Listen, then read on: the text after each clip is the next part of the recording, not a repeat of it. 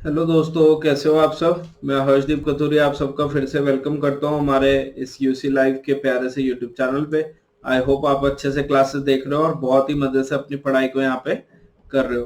तो बच्चे, जैसे हमारा ये एक सीरीज चल रहा है ना, जहाँ पे मैं आपको एसएससी सीजीएल के पेपर्स करा रहा हूँ। हम 11 अप्रैल का पेपर शिफ्ट 1 कर चुके हैं। शिफ्ट 2 का हम कुछ 21 क्वेश्चन कर चुके थे। तो रिमेनिंग 4-5 क्वेश्चन यहाँ पे करेंगे एंड हम उसी का आज शिफ्ट 3 भी स्टार्ट कर देंगे। ठीक है।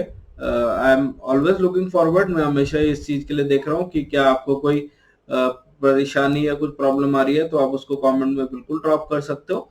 और ऐसे बहुत सारे प्रैक्टिस सेशंस और क्वेश्चंस, इनफैक्ट मेरा तो टारगेट है कि जितने भी शिफ्ट हुए टोटल 20 से 22 जितने भी हैं, वो सारे क्वेश्चन आपको यहाँ पे मैं है ना इस 1-1.5 महीने में करवाने वाला हूँ कि पेपर से पहले आप एकदम से रेडी हो जाओ। और कुछ भी डाउट क्वेरी है तो आप हमेशा बिंदास मुझसे वो पूछ सकते हो, डिस्कस कर सकते हो। ठीक है। तो मेरा प्रोफाइल पेज आप यहाँ पे देख सकते हो। किसी ने अभी तक फॉलो नहीं किया तो आप बिल्कुल फॉलो कर लीजिए, ताकि आपको सारी अपडेट्स मिलती रहे। आप हमारा टेलीग्राम चैनल पे कनेक्ट कर सकते हो। कुछ भी प्रॉब्लम हो तो आप सिंपली वहां पे पूछ सकते हो। तो हम 21 क्वेश्चन तक कर चुके थे, अभी हम 22 से यहाँ पे शुरू करते हैं। सीरीज का ये एक सवाल है। तो सीरीज मेरे बच्चे, हमको पता है जैसे ही हमको दिखाई दे, है ना, हमको कोशिश करनी है कि आखिरी जो बड़े नंबर है उनसे पिक करो। तो 100 से 401 जब आप जाने का सोचोगे तो आपको दिखेगा कि इंटू 4+1 हो रहा है। और जब मैं यहाँ 33 से ये गया तो ये इंटू 3+1 हो रहा है। और 16 से 33 इंटू 2+1। तो मेरे बच्चे अब यहाँ पे हमको क्या करना है, 401 से इंटू 5+1। तो अब यूनिट डिजिट से देख लो, 401 गुना 5+1, है ना। ठीक है। तो यूनिट डिजिट में 1 गुना 5 5 प्लस 1 6 होना चाहिए। 6 एक ही ऑप्शन में है, तो ये हमारा करेक्ट आंसर हो जाएगा। अब वहां पे 4 मार्क करके आ जाओगे।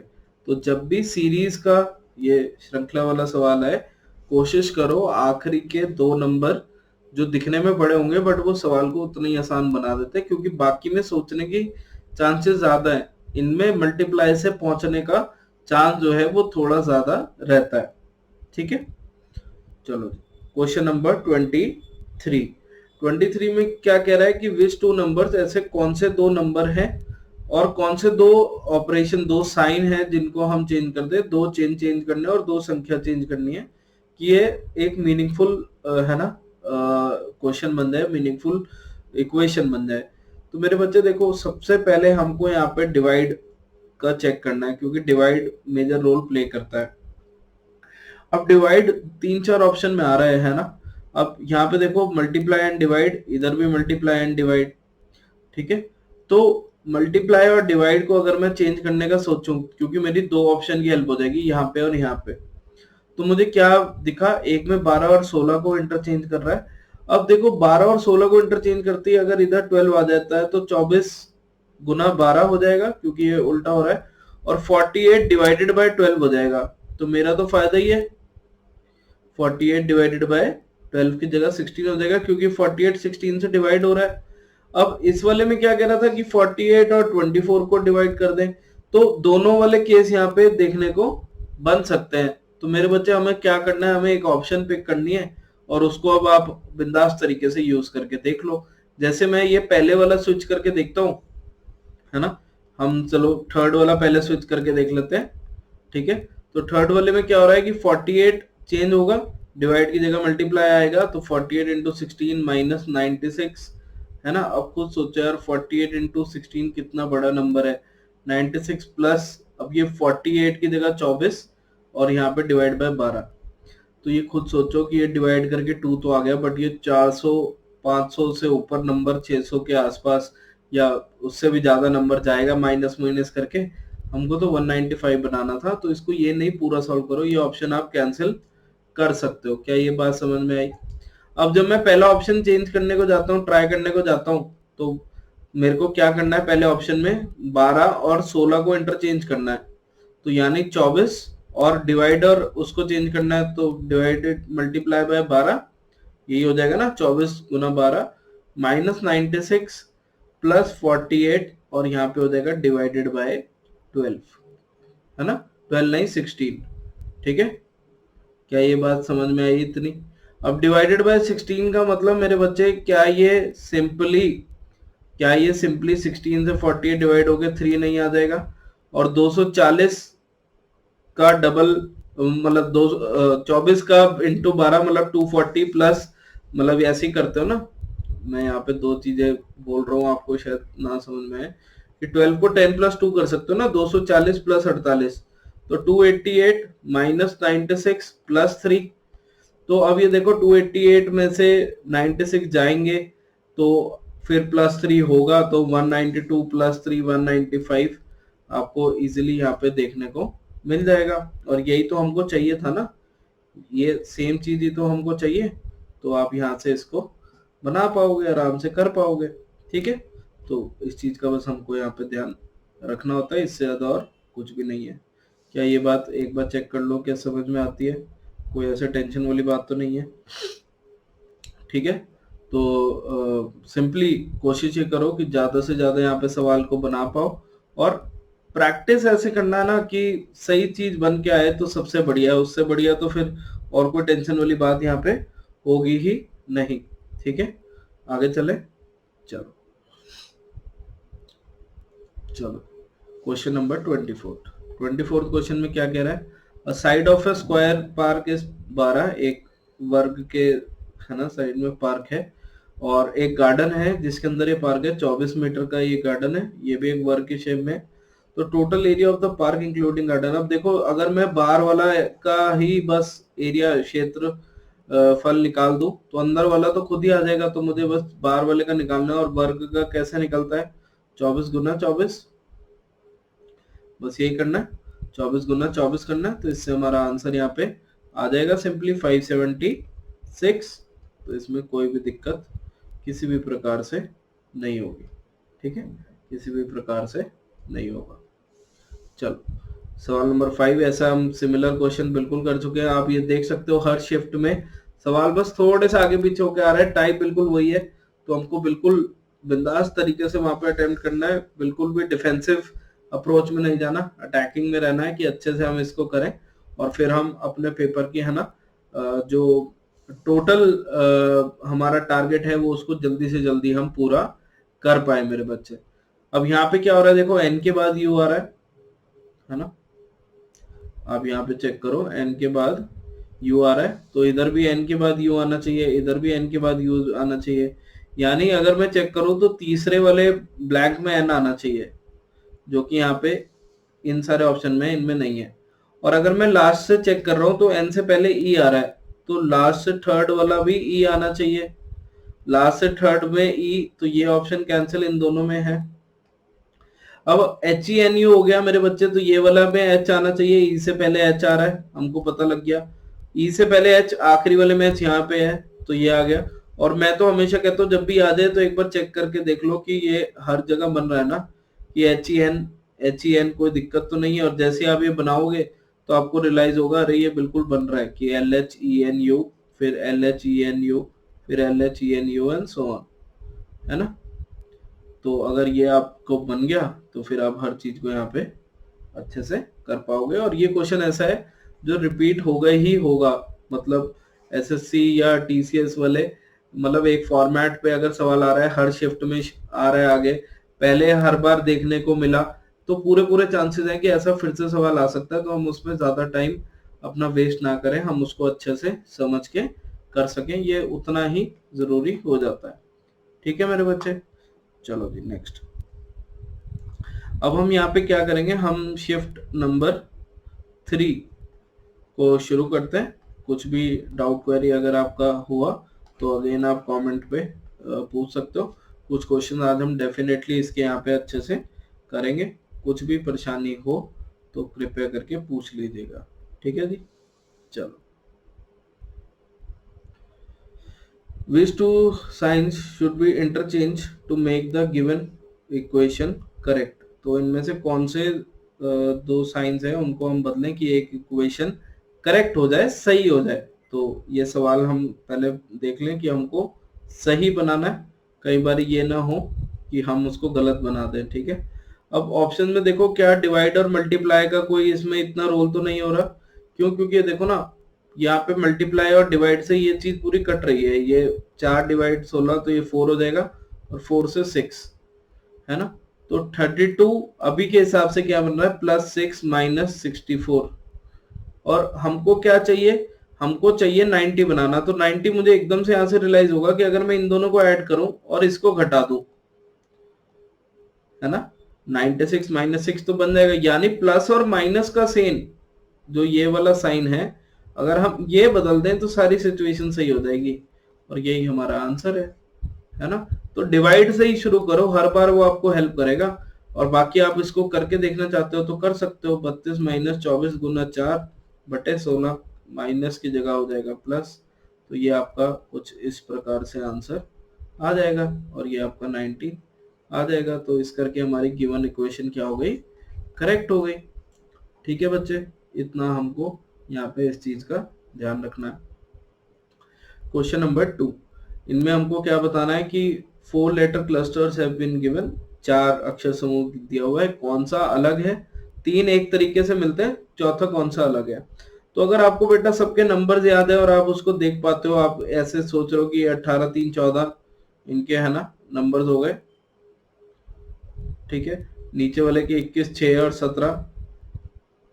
अब मैंने जब दो ही सोचे तो मुझे ये दिखाई दिया कि अरे ये -4 हो रहा है, और ये यहाँ भी -4 हो रहा है। एक बार चेक कर लो, यहाँ से 3 से 14 जाने में +11 हो रहा है, और 6 से 17 जाने में भी +11 हो रहा है।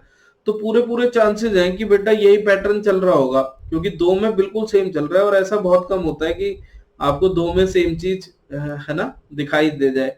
अब आप यहाँ से भी रिलेट करोगे तो वो आपको बिल्कुल सेम -15 -15 दिख रही है। अब मैं अगले के अगर नंबर लिखूं कि y का 25, z का 10 और b का 8 और b का 2, तो 10 में से बेटे जब 2 आप देख रहे हो तो 8 का डिफरेंस आया, है ना।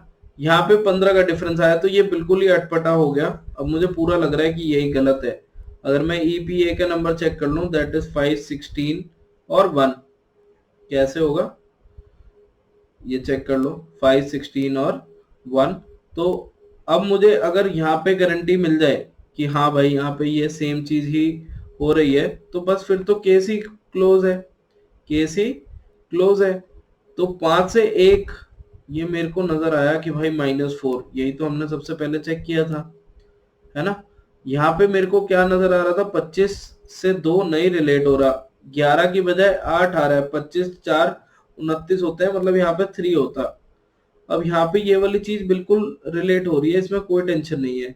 16 से 1 जाने के लिए +11 करे तो बन रहा है भाई 27 बन रहा है ना। 27 क्या होता है, z के बाद 26 + 1, तो बिल्कुल ठीक है, बिल्कुल ठीक है।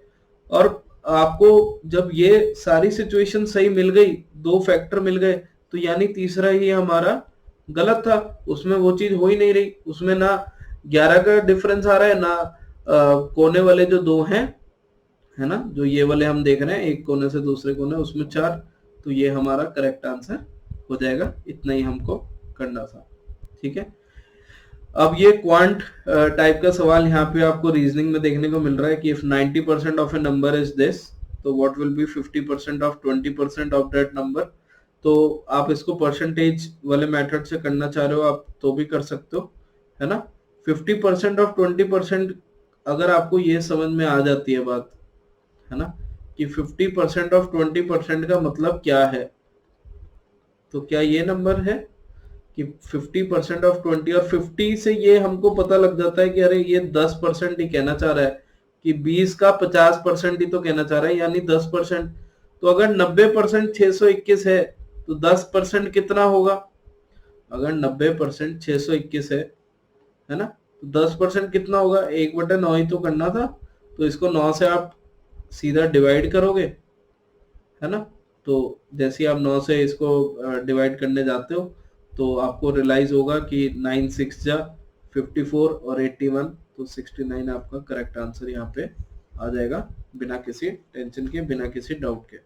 एक बार चेक कर लो क्या ये ठीक है ना। तो सिंपली हमको इतना ही करना था, इससे ज्यादा कोई टेंशन वाली बात ही नहीं है, ठीक है। चलो क्वेश्चन नंबर फोर्थ। फोर्थ में हमको क्या करना है, मिरर इमेज फाइंड करनी है। मिरर इमेज में सिंपली एक एक अक्षर देखो, के सब में सही है नहीं है।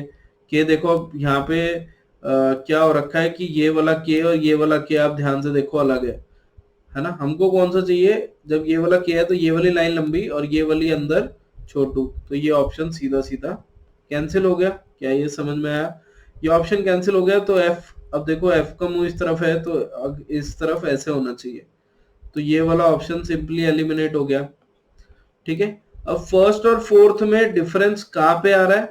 फर्स्ट और फोर्थ में अगर आप देखने जाओगे डिफरेंस कहाँ आ रहा है, तो 5 में आ रहा है। तो 5 को अगर हम इस तरफ देखेंगे मेरे बच्चे, तो क्या ये ऐसे ही नहीं उल्टा घूमेगा, बस इधर से इधर ऐसे ही नहीं पलटी मारेगा? ये तो नहीं है ना कि वाटर इमेज वाली बात हो जाए, तो ये गलत हो गया है ना। तो बस यहाँ पे 4, दैट इज आंसर हो गया ऑप्शन नंबर 4। ठीक है, आई होप आपको ये हेल्प कर रहा होगा। जो हम फर्स्ट अप्रोचेज यहाँ पे देख रहे हैं, सीख रहे हैं, तो आप इसको अच्छे से यूज कर सकते हो। Question number 5। ठीक है, in a certain code language do और die is written as this, let us do it is written as this, है ना। और ये पूरा पूरा मतलब इन्होंने कोड बना रखा है। अब इन्होंने डाई का कोड पूछा है। सवाल आप रीड कर सकते हो, मेरे ख्याल से इसमें आपको कोई दिक्कत नहीं आएगी। डाई का कोड मेरे बच्चे पूछा है ना। हिंदी वाले भी यहाँ से रीड कर सकते हैं, कोई दिक्कत नहीं है।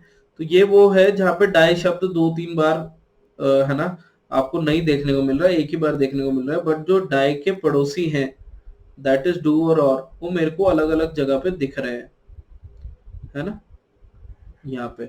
तो अगर मुझे ये पता है इन तीनों में से कोई एक शब्द डाई के लिए है, ऐसे ही है ना, 3 अगर अक्षर है, 3 अगर शब्द है, तो उनमें से कोई एक डाई के लिए होगा। तो या तो आंसर सू है या रू है या को है, ये तो हो नहीं सकता। क्या इतना समझ में आया है ना? इतना समझ में आया ना बच्चे? ये आंसर अगर नहीं हो सकता, तो जो करेक्ट आंसर है सूरो को, वो आगे, अगर डाई वर्ड के लिए हम ढूंढ रहे हैं, अगर डाई वर्ड के लिए ढूंढ रहे हैं, तो वो आगे कहीं नहीं होना चाहिए, क्योंकि डाई शब्द कहीं रिपीट ही नहीं हुआ। अब देखो डू रिपीट हो रहा है, तो यहाँ पे कोड वर्ड में आप चेक करो तो को आ गया। को तो भाई फिर डाई का मतलब ही नहीं बनता, क्योंकि यहाँ तो डाई शब्द था ही नहीं। अगले में जाओगे तो यहाँ पे हमारा वर्ड आ जाएगा रू, आर यू, है ना, आर यू। आर यू ऊपर है, यहाँ नीचे भी है। वर्ड कौन सा कॉमन है? और। तो वैसे तो और का वर्ड है, बट हमें और का पूछा नहीं है। डाई के लिए नहीं आ रहा, तो हम इसको भी कट कर देंगे। एलिमिनेशन से करो, बहुत आसान हो जाएगा। तो यहाँ पे आपका करेक्ट आंसर हो जाएगा एस यू। ठीक है, तो हमको सिंपली यहाँ पे ये मार्क करना था कि जो हमारा करेक्ट यहाँ पे मेरे बच्चे है ना आंसर होगा, वो इस क्वेश्चन का एस यू होगा। ठीक है, क्लियर है, कोई टेंशन वाली बात नहीं है। चले आगे।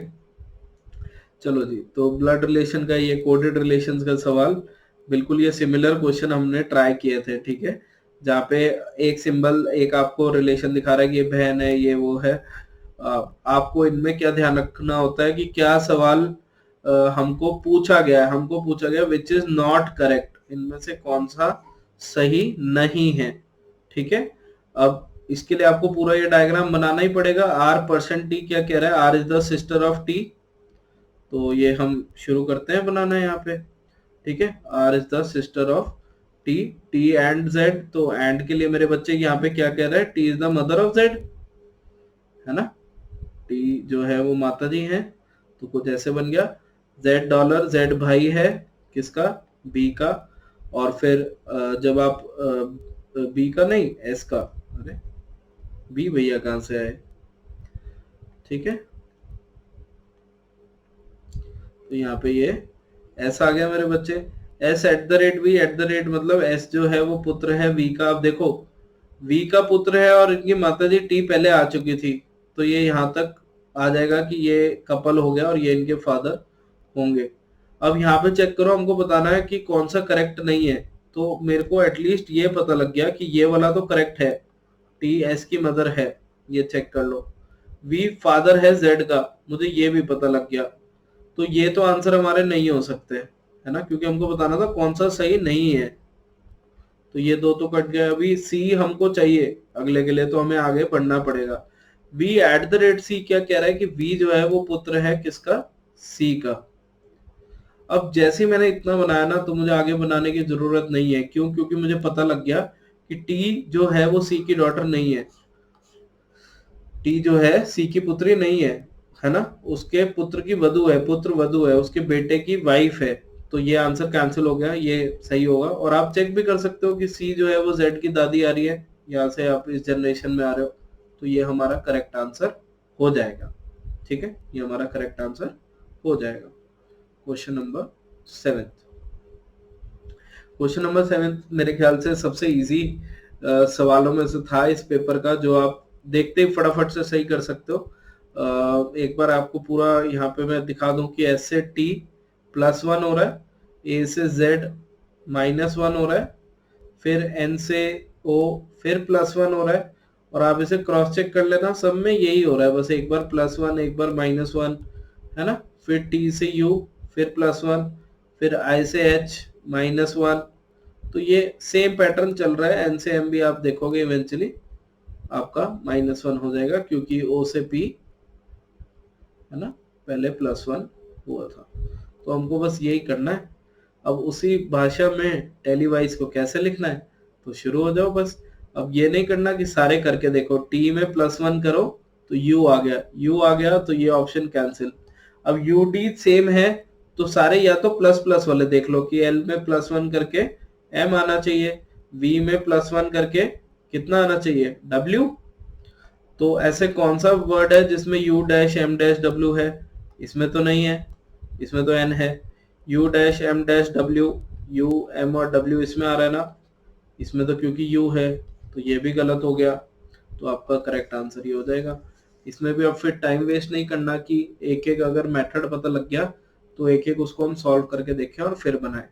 ठीक है, तो इतनी बात समझनी बहुत ज्यादा जरूरी हो जाती है, आवश्यक हो जाती है बच्चे। ठीक है, क्वेश्चन नंबर 8 ये डिट्टो कॉन्सेप्ट मैंने आपको कराया था और मैंने कहा था ध्यान रखना एसएससी इससे यूजुअली सवाल पूछता है, क्योंकि बाकी पेपर्स में भी चाहे वो स्टेनो हो, हमने सीपीओ के पेपर देखे वहां पे ऐसे सवाल थे, है ना। तो इस क्वेश्चन का मैं सीधा फास्ट अप्रोच करा रहा हूँ कि अगर हम एक कंपास बनाएंगे और उसमें नॉर्थ ईस्ट है ना, उत्तर पूरब दक्षिण बनाएंगे, तो उसको हमको क्या देखना है ना कि कितना वो टोटल घूमता है, हमको ये देखना है कि क्लॉकवाइज की है ना, कि अगर वो घड़ी की शेप में जैसे हमने पढ़ा था, जैसे घड़ी घूमती है उसके अकॉर्डिंग है ना, कि वहां पे कैसे वो चल रहा है। तो क्लॉकवाइज आप देखोगे 135 डिग्री मुड़ा वो पर्सन, फिर 90 डिग्री एंटी क्लॉकवाइज यानी घड़ी के विपरीत दिशा में, जैसे घड़ी की सुइयां चलती हैं 90 डिग्री, तो मैंने कहा था क्लॉकवाइज वाले एक तरफ लिख लो, एंटी क्लॉकवाइज वाले एक तरफ लिख लो। तो फिर ये 90 डिग्री एंटी क्लॉकवाइज हो गया। फिर उसके बाद उसने क्या कहा, फिर से 45 डिग्री क्लॉकवाइज चला, तो फिर ये क्लॉकवाइज में 45 डिग्री हो गया। फिर उसने क्या कहा, वो फिर से 135 डिग्री एंटी क्लॉकवाइज चला, यानी ये फिर से 135 डिग्री हो गया। फिर हमने क्या सीखा था, इनका डिफरेंस निकाल लो, इनका क्या इनमें फर्क है, कितना अलग है ये देख लो। तो 135 से 135 तो कैंसिल हो जाएगा, ये 90 है, इसमें से 45 जाएंगे तो नेट आपका 45 ही रह गया। और बड़ा कौन सा था, एंटी है ना, मतलब घड़ी के विपरीत दिशा वाला, तो आप इसे एंटी क्लॉकवाइज 45 डिग्री बस ओरली आप देख सकते थे कि हमको जाना है। तो अगर वो साउथ ईस्ट दिशा में देख रहा है ऐसे, है ना, अब वो अगर ऐसे जाता है तो ये घड़ी के डायरेक्शन की तरफ है, वो उल्टा जा रहा है 45, तो ये 45 होगा ना, क्योंकि 90 के लिए तो पूरा उस तरफ जाना पड़ेगा, तो यानी इस दिशा में देख रहा है, दैट इज ईस्ट की ओर। तो ये हमारा सही आंसर हो जाएगा ईस्ट, दैट इज पूर्व। ठीक है, तो आप सिंपली इसको ओरली भी कर सकते थे कि 135 से 135 कटा, 90 45 45 एंटी क्लॉकवाइज तो ऊपर की तरफ गया और ईस्ट हमारा आंसर हो जाएगा। ठीक है, चलो क्वेश्चन नंबर 9, ये वेन डायग्राम का इजी सा सवाल है। डॉक्टर मैरिड और फीमेल्स, तो इसमें बताओ डॉक्टर मैरिड और फीमेल्स में कैसे करोगे। अब देखो मैरिड तो लड़के भी हो सकते हैं लड़कियां भी हो सकती हैं, ऐसा कोई जरूरी तो नहीं है ना कि मेल ही होंगे, तो मेल फीमेल दोनों हो सकते हैं। ठीक है, तो मैरिड और फीमेल ऐसे बना दे कि कुछ मेल्स हैं कुछ फीमेल्स हैं। अब डॉक्टर भी कुछ कॉमन होंगे, कुछ ऐसे भी हो सकते हैं शादीशुदा हैं, मेल है पर डॉक्टर है, तो इन तीनों का जो सोल्यूशन है वो थोड़ा थोड़ा टच करेगा, दैट इज ये हमारा करेक्ट आंसर हो जाएगा, है ना, कि ये हमारे डॉक्टर को दिखा रहा है। वो कोई भी सर्कल को कुछ भी मान लो, उसकी कोई दिक्कत नहीं है, ये मैरिड को और ये फीमेल्स को, है ना, क्योंकि कुछ ऐसे लोग भी होंगे जिनकी शादी नहीं हुई और वो डॉक्टर नहीं है ना, बट फीमेल्स में, महिलाएं में आ रहे हैं, तो इसके अकॉर्डिंग आप यहाँ पे इसका ध्यान रख सकते हो, अच्छे से कर सकते हो। ठीक है, क्वेश्चन नंबर 10, ये बहुत ही अच्छा सवाल था, है ना, अगर आप इसको बढ़िया तरीके से समझ पाओ, शायद एग्जैक्ट गड़बड़ी हुई या नहीं हुई पता नहीं, बट ये वो सवाल था जिसको आपको थोड़ा सा ऑप्शन से बनाना पड़ता, डायरेक्ट आप बनाना चाहते तो इसमें गलती कर सकते थे। क्या गलती होगी वो भी मैं बता देता हूँ। ठीक है, मैं सीधा वहीं से शुरू करता हूँ जहाँ गलती होगी। सपोज कि आप स्टूडेंट हो और आपको नहीं पता, आपको क्या पता कि कैसे क्या दिया है ना, तो बेटे जब ये हम स्क्वायर वाली शेप चेक करेंगे तो ये क्या एक कदम शिफ्ट हुई, फिर ये क्या इस वाले से इस वाले में जाने में 2 कदम शिफ्ट हुई, पहले 1 हुई थी बगल वाले में, फिर 2 हुई, फिर इसमें यहाँ पे नीचे आ गई, तो यहाँ भी 2 कदम कह सकते हैं क्या, एक बार चेक करो। या अब इधर से सोचना है कि इस तरफ से आई, तो आप कहोगे सर 1 2 और 3 शिफ्ट हुई, कैसे हुआ। फिर अगले वाले में सर पहले 1 शिफ्ट हो रही थी, फिर 2 शिफ्ट हुई, फिर 3 शिफ्ट हुई, अब हो सकता है 4 हो, तो 4 में देखो मेरे बच्चे 1 2 3 और 4, तो यहाँ पे आ गया। अब ये 4 सोच पाना, है ना, ये 4 सोच पाना कि ये ऐसे इस तरफ से ही जा रही है, ये सांप ऐसे चल रहा है ना, समझ में आया ना, कि पहले ये पूरा किया फिर ये पूरा किया, थोड़ा सा मुश्किल हो जाएगा, ठीक है ना, थोड़ा सा मुश्किल हो जाएगा। तो आप इसको कैसे देखो, आप दूसरी ऑप्शन देख लो कि क्रॉस पहले इधर था फिर इधर आया, फिर ये नीचे आया, फिर एक कोने में आया, तो अगली बार फिर यहाँ नीचे होगा क्रॉस कोने में, तो कोने में होगा, तो मेरे बच्चे ये 1 में है, ये 3 में है ना, तो ये भी कैंसिल और ये भी कैंसिल। अब वैसे तो अगर आप दोनों मेथड से कर रहे हो तो आपको पता है कि आंसर क्या है, पर टाइम वेस्ट नहीं कर सकते ना कि इतना देखें, तो इजी चीजें पहले देख ले तो बढ़िया है।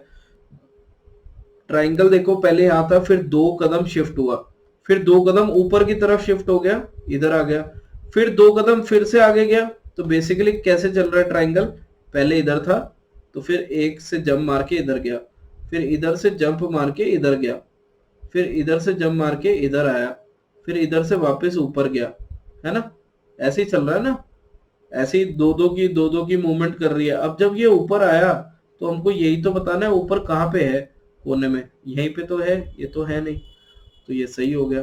तो ट्राइंगल को देखना कंपैरेटिवली आसान था। स्क्वायर में क्या हो रहा है मेरे बच्चे, पहले +1 एक शिफ्ट हो रहा है, फिर 2 शिफ्ट हो रहा है, फिर 3 शिफ्ट हो रहा है, फिर हमको 4 लेके जाना है, लेफ्ट से राइट, बाएं से दाएं की ओर।